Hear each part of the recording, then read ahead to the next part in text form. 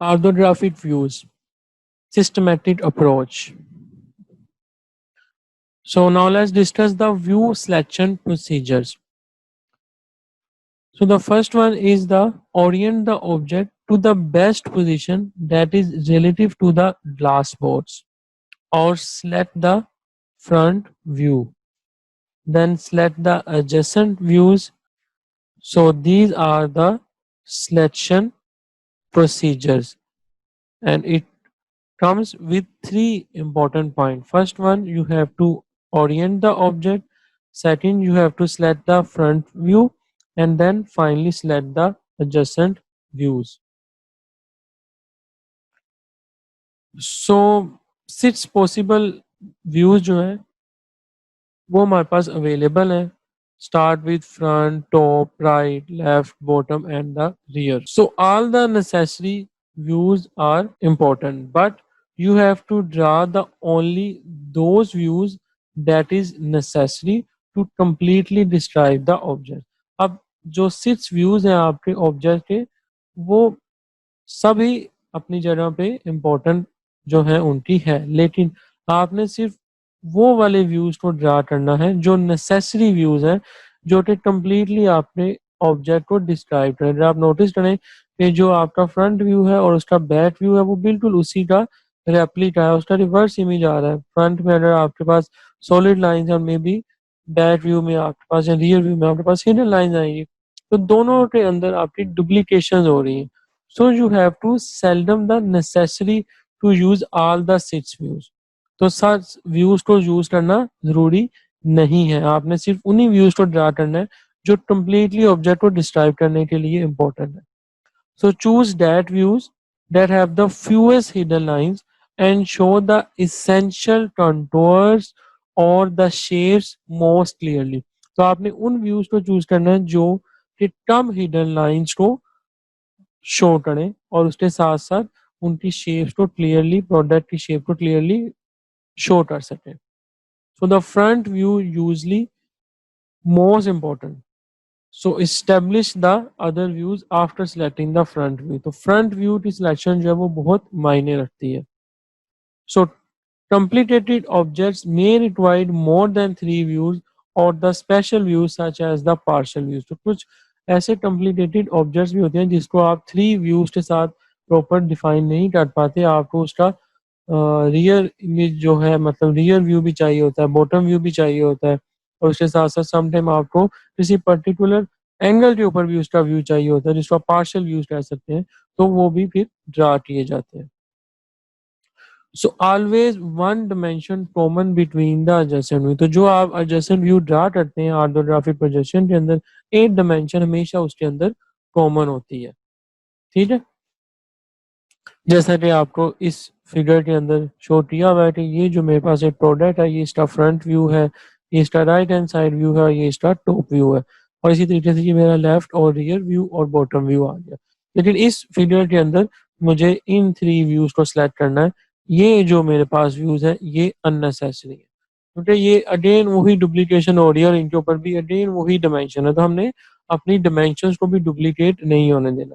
तो डिमेंशन कैसे अप्लाई करते हैं वो हम अपने नेक्स्ट लेक्चर के अंदर, नेक्स्ट मॉड्यूल के अंदर उसको कवर करेंगे. इस मॉड्यूल के अंदर हम सिर्फ अभी व्यूज को ड्रा करना सीख रहे हैं. तो ये हमारे पास जो है 3 views, front view, top view और राइट हैंड साइड व्यू, और you can say a side view, वो आपके लिए यहाँ पे हमने सिलेक्ट किया. अच्छा, ये right hand side view, left hand side view और साइड व्यू में क्या फर्क? तो नॉर्मली हम right hand side view draw करते हैं, तो क्योंकि आपका व्यू एक ही मतलब डायरेक्शन में ड्रा हो रहा है, मतलब राइट हैंड साइड का ही ड्रा हो रहा है, इसलिए सिंपल आप उसको साइड व्यू भी कह देते हैं, तो कोई ऐसा फर्क नहीं पड़ता. So many objects need only 2 views to clearly describe their shape. तो बहुत सारे ऐसे ऑब्जेक्ट्स भी हैं जिनके लिए सिर्फ 2 व्यूज चाहिए होते हैं. So if the object required only 2 views, the left side and right side views show the objects equally well. Use the right side view. So if the object required only 2 views and top and bottom views shows the objects equally well, then choose the top view. Similarly, if the two views are necessary, and the top view and the right side view show the object equally well, then choose the combination that fit best on your paper. तो आपने अब इन views की selection जो है अपनी understanding की basis के ऊपर करनी है। ये आपके पास उनकी एग्जांपल है। तो अब आप देखें, ये मेरे पास भी व्यू ठीक है, ये भी ठीक है। फर्क सिर्फ इतना है कि ये बेहतर रिप्रेजेंटेशन दे रहा है as compare to this one. Similarly this one is much better than the this one. तो आपने अपने पेपर स्पेस को भी देखना होता है, और आपने व्यू को सिलेक्शन जो है वो भी बहुत इंपॉर्टेंट है। अगर आप इसी का यहाँ पे टॉप व्यू भी ड्रा करते हैं तो वो कोई आपको खास उसके अंदर डिफरेंस नहीं फील हो रहा, साय आपकी हिडन लाइंस उसके अंदर शो हो रही ज्यादा, जैसा कि आपको यहाँ पे आ रही नजर। तो आपने हमेशा कोशिश करनी है कि हिडन लाइंस आपकी कम से कम हो व्यूज में, ठीक है। और आपकी डिमेंशन जो है वो प्रॉपरली अगर आ रही है आपके उन व्यू में, तो आप सिर्फ उन्हीं को सिलेक्ट करेंगे। अब जैसे आपके पास यहाँ पे पिरामिड है, तो ये आपके पास पुअर उसका व्यू है, ये मेरे पास बेटर उसकी ओरिएंटेशन है। सिमिलरली अगर मेरे पास एक एल ब्लॉट है, तो ये मेरे पास उसका बेटर व्यू आ रहा है। अगर मैं इसी के ऊपर वाला टॉप और फ्रंट व्यू लूंगा तो दोनों सेम हो जाएंगे, और मुझे उसकी प्रॉपर ओरिएंटेशन जो है और प्रोडक्ट की आइडेंटिफिकेशन नहीं हो पाएगी। सिमिलरली अगर आपके पास सिलेंडर है, तो ये बेहतर ओरिएंटेशन है। इस ओरिएंटेशन में दोनों सेम है, इक्वली वेल आ रही है पोजीशन, तो फिर आपने अदर वाली लेनी है, जैसा मैंने आपको अभी एक्सप्लेन किया। सिमिलरली यहाँ पे आप कंटूर को देख सकते हैं, ठीक है। So often a single view supplemented by a node or by a letter symbol is enough as shown in the figure. तो सम टाइम आपके पास सिर्फ एक सिंगल व्यू भी इनफ होता है आपकी ड्राइंग को रिप्रेजेंट करने के लिए, और जो उसकी थिकनेस होती है उसको हम रिप्रेजेंट कर देते हैं लेटर के साथ। So object can be shown using a single view usually have a uniform thickness, जैसा कि आपको इस कनेक्टिंग रॉड के अंदर दिखाया दिखाया जा रहा है। So it is possible to show it is in a single view on to the way it is dimension. तो आप इस तरीके से भी उसको डायमेंशन दे सकते हैं। जैसे ये मेरे पास डिफरेंट शेप्स बनी हुई हैं कनेक्टिंग रॉड की, ये उनकी स्पेस है एक्स में, और जो इनका डाया है वो मुझे यहाँ से नजर आ रहा है। तो मेरे पास एक सिंगल व्यू के अंदर भी उसकी प्रॉपर जो सिलेक्शन है वो बेहतर तौर पे रिप्रेजेंट हो रही है। अब ये डिपेंड करता है आपके प्रोडक्ट के ऊपर कि आपको उसके लिए सिंगल व्यू चाहिए, टू व्यूज चाहिए, थ्री व्यूज चाहिए, या मोर देन थ्री व्यूज चाहिए। तो जैसे जैसे आपकी शेप कम्प्लेक्स होती जाएगी, उसी तरीके से आपके व्यूज जो है वो भी ज्यादा होते जाएंगे। मोस्ट इम्पोर्टेंटली, सो आपने फ्रंट व्यू टू सिलेक्शन कैसे करनी है, तो इसके लिए इम्पोर्टेंट है कि it should be represent the most natural position of the views, or provide the best shape description or most characteristics contours, have the longest dimension and have the fewest hidden features, be the most stable and the natural position। तो ये कुछ points हैं जिनको देखते हुए आप अपने front view की सिलेक्शन करते हैं। तो ये मेरे पास बेस्ट व्यू है। अब ये जो मेरे पास व्यूज हैं ये बेस्ट व्यूज नहीं है as for the front view. अब यहाँ पे आप देखिए, अगर आप इसको इंक्लाइन करके ड्रा करें तो अदर व्यूज आपके किस तरीके से ड्रा होंगे। सिमिलरली इस व्यू के अंदर आपकी लॉन्गेस्ट डायमेंशन नहीं आ रही, या उसकी नेचुरल जो नेचुरल पोजीशन है वो नहीं आ रही। तो इस तरीके को आप देखते हुए इजीली अपने व्यू को सिलेक्ट कर सकते हैं। तो ये मेरे पास एक्टिविटी है जिसके अंदर मेरे पास दो प्रोडक्ट है ए और बी, और यहाँ पे उनकी डिफरेंट शेप दी हुई है। तो अब मुझे बताएं इनमें से किसको मैं फ्रंट व्यू लूंगा। अब इन सम केसेस आप इसको भी सिलेक्ट कर सकते हैं, आप इसको भी सिलेक्ट कर सकते हैं। अगर स्पेसिफाई कर दिया जाए कि आपने इसको फ्रंट व्यू लेना है, तो इट मीन्स कि आपने इसी को फ्रंट व्यू लेना। अगर स्पेसिफाई नहीं किया हुआ तो फिर आपने उन्हीं पॉइंट्स को देखना जो मैंने अभी आपको प्रीवियस स्लाइड में एक्सप्लेन किए, उसकी लॉन्गेस्ट डायमेंशन जिसमें होनी चाहिए, ठीक है, और उसकी जो व्यूज हैं वो प्रॉपरली आप उसको देख सकते हो, उसकी नेचुरल पोजीशन पे हो, इस चीज़ों को आप देख सकते हैं। इसी तरीके से अब ये मेरे पास एक ब्लॉट है, अब मैं इसको इसको भी फ्रंट व्यू ले सकता हूँ, इसको भी ले सकता हूँ, और इसको भी ले सकता हूँ। जैसा पीछे कपल ऑफ बैट स्लाइड्स के अंदर मैंने इसको फ्रंट व्यू लिया हुआ था इस तरह की शेप को, ठीक है। तो ये चीज़ें जो है बहुत मायने रखती हैं। तो इसको पॉसिबल आंसर जो है वो आपके 1 और 2 के अंदर व्यू के अंदर लाई करते हैं। So, how you can orient the object? So, the object should be placed in its natural position as told you before, and the orthographic view should represent the true size and true shape of an object as much as possible. आपने हमेशा ये कोशिश करनी है कि आपका जो view है वो ट्रू शेप और ट्रू साइज को रिप्रेजेंट कर सके, जैसा कि आपको यहाँ पे दिखाया जा रहा है। ये मेरे पास इसकी नेचुरल पोजीशन है, इसके व्यूज़ भी प्रॉपर बनेंगे। जब आप इसको रोटेट कर देंगे, तो फिर आपके व्यूज़ जो है वो प्रॉपर नहीं बन पाएँगे और वो ट्रू शेप और ट्रू साइज़ को रिप्रेज़ेंट नहीं कर पाएँगे। तो this one is the good. Further selection of the front view, you have to select the longest dimension of object should be presented as a width in the front view as I told you before. So here is a demo. अब आप देखें ये मेरे पास एक choice है कि मैं इस तरीके से व्यू बना लूँ और एक मेरे पास ये चॉइस है कि मैं इस तरीके से व्यू बनाऊँ। अब आप देखें दोनों व्यूज़ के अंदर यहाँ पे मेरी स्पेस जो है वो ज़्यादा यूज़ हो रही और ये इनअप्रोप्रिएट है। तो this one is the good, ठीक है? लॉन्डेस्ट साइड की डायमेंशन जो वो मैं यहाँ पे ले रहा हूँ। So adjacent views project from the selected front view should be appear in a natural position. This one is the inappropriate, अगर आपका तो जो नेचुरल पोजीशन है वो इसकी नहीं रिप्रेजेंट की जा रही यहाँ पे। Fewest numbers of hidden lines, और अब आप यहाँ पे देखें अगर मैं इसको इस डायरेक्शन से देखता हूँ तो मेरे पास शेप कुछ इस तरह से बनेगी, अगर मैं इस साइड से देखूंगा तो शेप कुछ इस तरह से बनेगी। तो यहाँ पे मेरे पास एक हिडन लाइन आएगी, क्यों? बैक साइड से जब मैं देखूंगा तो ये जो शेप है। So this one is the good, इसमें कम है आपकी हिडन लाइंस। Adjacent view की selections related to suggestions हैं, choose the view that has the fewest number of hidden lines.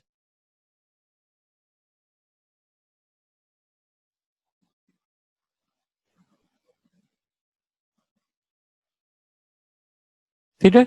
So this one is the inappropriate. It's good. अब आप इसका जो side view है आप यहाँ तो ये ले सकते हैं एडजेसेंट व्यू, या ये ले सकते हैं। डेफिनेटली जब हमने इसको प्रीवियसली इसको फ्रंट लिया था, इस साइड से जब आप देखेंगे तो ये लाइन आपको सॉलिड नजर आ रही है यहाँ पे। जब आप इस साइड से इसका एडजेसेंट व्यू लेंगे तो ये लाइन आपको डॉटेड नजर आ रही है। So this one is the inappropriate view.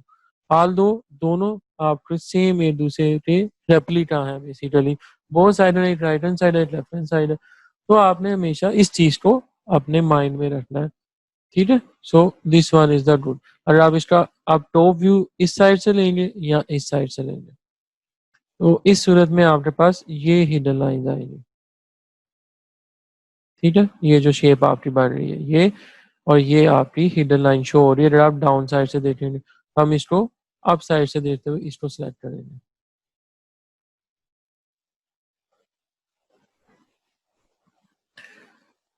So choose the minimum number of views that can represent the major feature of the objects. ये सेकंड पॉइंट है आपका adjacent views की सिलेक्शन से रिलेटेड,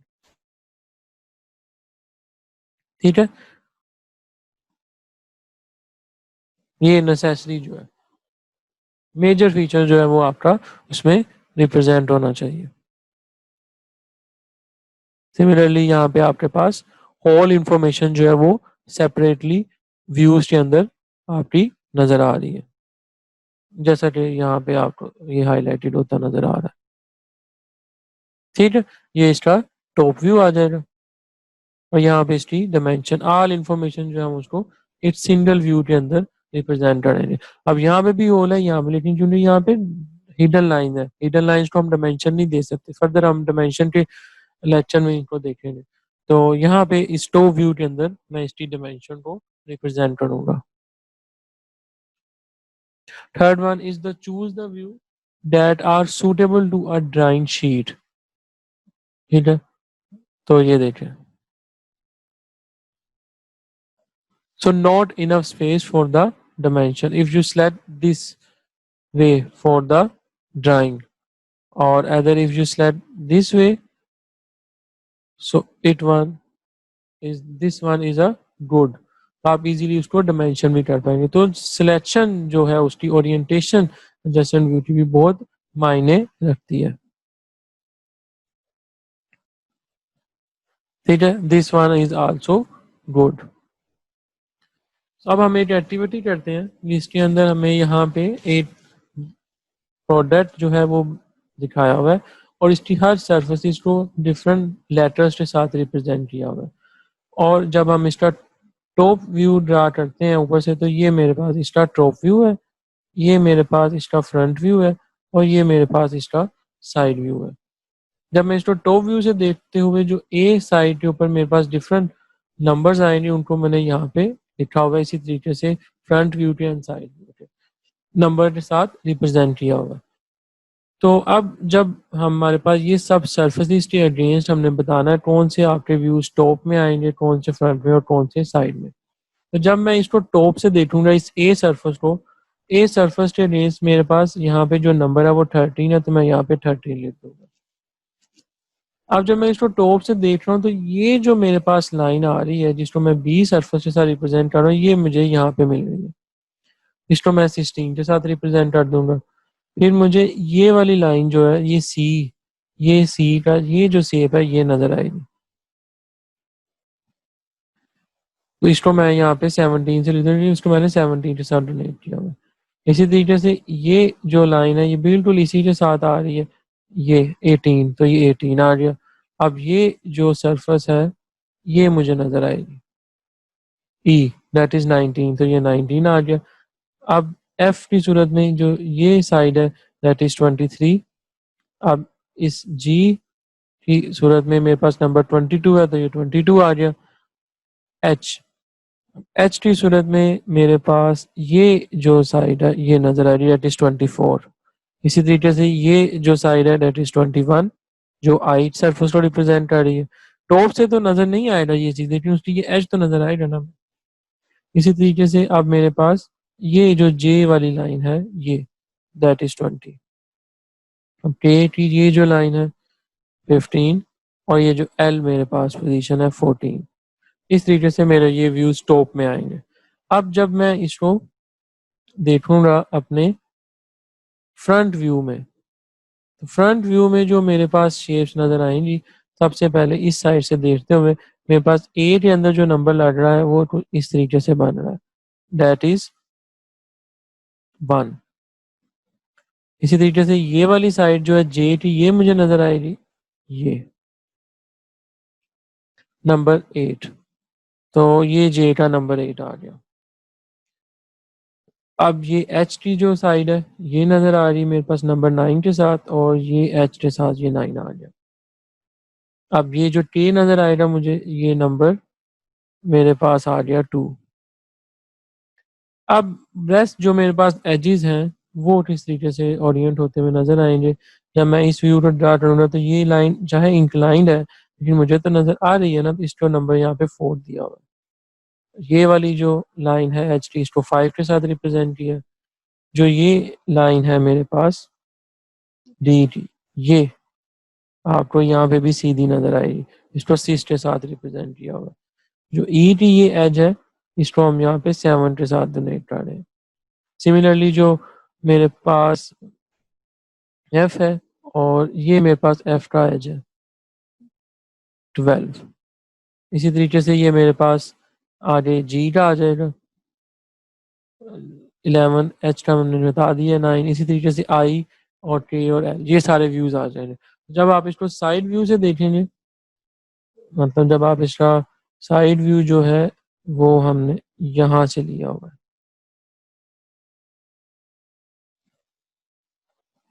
ठीक है। तो ये जो शेप है ये मेरी, सॉरी साइड व्यू ये लिया हुआ है, ये नहीं है, ये मेरी शेप जो है बननी आ रही है। और ये जो मेरी शेप है वो कुछ इस तरह से नजर आएगी और इसके साथ साथ ये व्यू भी नजर आएगा। अब क्योंकि इसके पीछे ये लाइन आ रही है तो ये हमें नजर नहीं आ रही, लेकिन एग्जिस्ट आ रही है, इसलिए यहाँ पे ये हिडन लाइन है, ठीक है। तो ये यहाँ पे हिडन लाइन के साथ इसको शो किया हुआ है। और जब आप इस साइड से देखेंगे तो आपके पास एक ये सरफेस आ रही है, फिर आपके पास ये सरफेस नजर आएगी, और उसके साथ साथ आपके पास ये डी की सरफेस नजर आएगी, ये बी की सरफेस नजर आएगी। ठीक है, ये वाली सर्फेसिस जो है आपकी इस व्यू में नजर आएंगी, रेस्ट आपके पास एजेस होंगे। उसी तरीके से यहाँ पे हम इनकी नंबरिंग जो है यहाँ पे कर देंगे। तो फर्दर आप एक्टिविटी को परफॉर्म करेंगे तो आप इसको कर लेंगे कंप्लीट। तो ये देखें, ये मेरे पास एक फाइनल शेप जो है, एक सैंपल मैंने आपको दिखाया है एक, इसके अंदर आपके पास मल्टी व्यू ड्राइंग बनी हुई है, नोट्स हैं, टाइटल ब्लॉक है। प्रीवियस ऑर्थोग्राफिक प्रोजेक्शन से पहले जो हमने ज्योमेट्रिक कंस्ट्रक्शन पढ़ी थी, और उससे पहले हमने सॉरी टाइटल ब्लॉक और cross reference grid line sector कैसे बनाते हैं, उन सब के बारे में हम प्रीवियस लेक्चर्स के अंदर कवर कर चुके हैं। उसके अंदर मैंने आपको इन सब के बारे में, इनकी डायमेंशंस के बारे में एक्सप्लेन कर दिया था। तो ये जो अब आपका डिटेल टाइटल ब्लॉक है, इसके अंदर आपका ये देखें, अब ये आपका प्रोजेक्शन का सिंबल भी आ गया, थर्ड एंडर प्रोजेक्शन सिंबल। अब फर्दर ये जो नोट्स हैं और डायमेंशंस, इनको हम आगे फर्दर चल के अपने फ्यूचर लेसन में पढ़ेंगे। और ये देखिए मेरे पास इसकी जो शेप के व्यूज़ हैं, फ्रंट व्यू, टॉप व्यू और साइड व्यू इसके बने हुए हैं। अब इनको डायमेंशन कैसे करते हैं, टॉलरेंसेस कैसे करते हैं, ये हमने अपने नेक्स्ट लेक्चर के अंदर कवर करनी है। ठीक है, इसी तरीके की ड्राइंग जो है वो आपने बनानी है। So now let's discuss the object features. So edge is basically a line that represent the boundary between the two face of an object. उसको हम edge के साथ represent करते हैं। ठीक है, तो यहाँ पे मेरे पास ये जो शेप्स है, ये मेरे एजेस को रिप्रेजेंट कर रही है, और स्फीयर की सूरत में मेरे पास कोई एज जो है वो एग्जिस्ट नहीं करेगा। नेक्स्ट है मेरे पास surface limit. So surface limit is a line that represent the last visible part of the curved surface. ठीक है, तो ये देखें, ये जो मेरे पास लाइन है, ये मेरी सरफेस लिमिट्स को रिप्रेजेंट कर रही है। ये एजेस नहीं है ना, ये लास्ट लिमिट पार्ट है ना आपका, इसको हम सरफेस लिमिट कहेंगे। Third one is the surface, is basically the area that are bounded by the edges or a surface limit, and surface can be a plane or a curve. Sorry. So these feature will appear as line in the multi-view drawing. तो इन features को हम as a line draw करते हैं अपने multi-view। ये जो मेरे पास faces हैं, ये सारे मेरे पास surfaces को represent करेंगे।